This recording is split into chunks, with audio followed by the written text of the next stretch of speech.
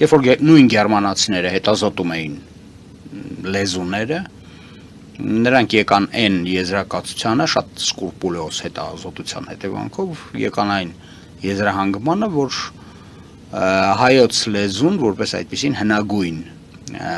լեզուներից է, եթե ոչ հնագույնը, սրանից մոտավորապես 2.5 տարի առաջ լույս տեսավ այդ լեզվի տարածում հռչակավոր արդեն դարձած գիրքը, նրանք անվիճելիորեն ապացուցեցին, որ այստեղից է գնացել լեզուն եղել է պրոտո ժամանակահատվածում, այսինքն վաղ, ամենավաղ ժամանակահատվածում 900 բառից կազմված ամենազարգացած լեզուն է դա եղել, հարակից լեզուները եղել են 300 և 400 բառ, երկու լեզու է եղել, որոնք մտել են այդ 900 բառանոց լեզվի մեջ, որի հետևանքով առաջացել է առաջին լեզվի մեծ ծավալ ունեցող, այսպես ասած, համակարգը,